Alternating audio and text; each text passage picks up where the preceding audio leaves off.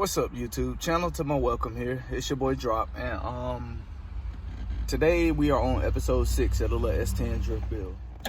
So I got y'all propped up right there because I was getting a check engine light, and don't get me wrong, the truck was running fine, but it still feel like it's missing just a little pinch of power.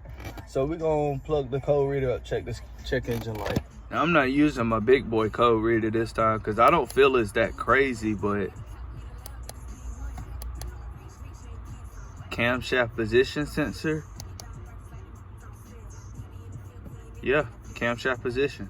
All right, so yeah, I had that check engine light pop up on me a couple days ago because I had actually been daily in the truck to work in the most horrible condition because I need tires like last year. It's inevitable I need tires ASAP. But anyways, I had ran that check engine light and it popped up on me camshaft position along with the circuit. So since the 9 times out of 10 the sensor is gone bad.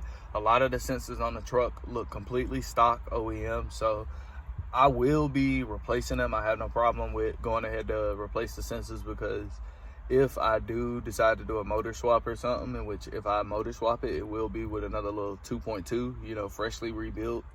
Though it ain't the most power, it's kind of fun to beat the hell out of shit that is completely underpowered. But anyways, yeah, I ran that code. It came up with that. I went ahead I ordered the sensor, and it came with the crank sensor. So we're gonna get these installed. Let me go grab my tools, and I'm gonna cut y'all on when I get on the passenger side of the vehicle. It's on the passenger side, like through the wheel. I don't think I'm gonna have to jack it up, and if I got the proper extensions, I should be able to go ahead and just reach through the wheel well and swap these two sensors in. All right, so as you can see, we go up under the passenger side right here. The crank position sensor is, or the camshaft position sensor is right there. The crank position sensor is located right there, and both of them are held in with like little 10 mil contraptions. So if I can get my socket in there and just get them out, it shouldn't be too hard.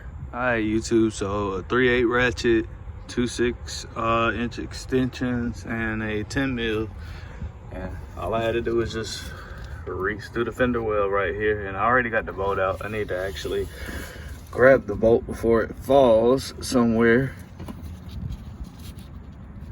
Sit it right there for safekeeping. And try getting the sensor out.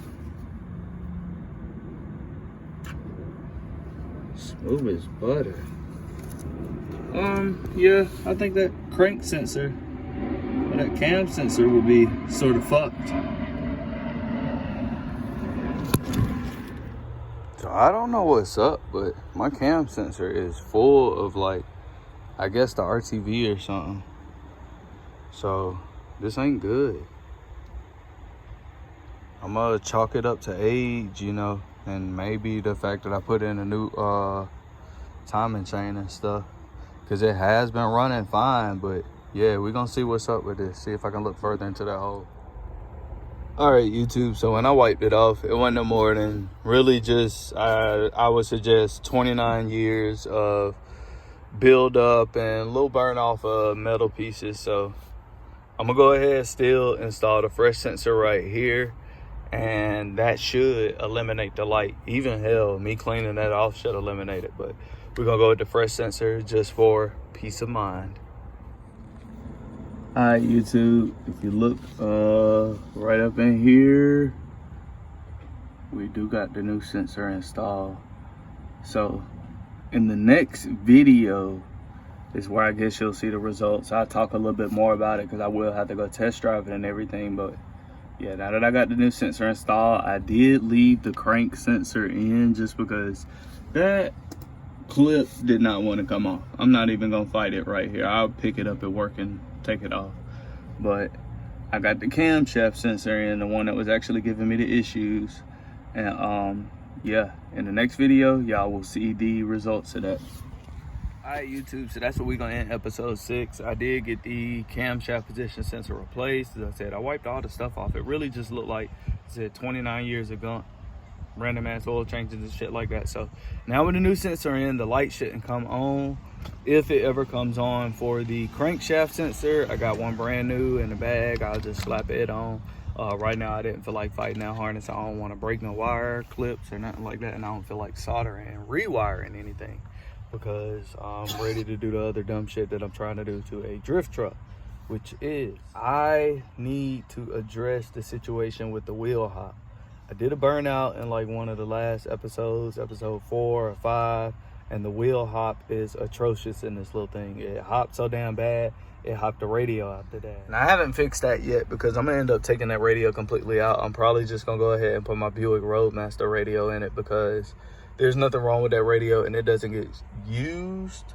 And at the same time, I'm about to LS swap the Buick, so it's gonna be down anyways. It won't need a radio at the moment, and even when it does get running, it'll be on more like, hell, I drive in that car 24/7 and don't even listen to the radio, so it'll fit better in the S10 anyway. Now that I'm thinking, I may go ahead and add that radio swap into episode 7, but episode 7 is mainly going to be getting the leaf spring clamps on the front side of the leaf springs, and then we gonna go do a burnout and see what the hell happens. Is this thing still gonna wheel hop like crazy, or is it actually gonna let that little one tire fire and get spinning back there? So stay tuned. I'll see y'all in the next episode. And yeah, thank you for being here.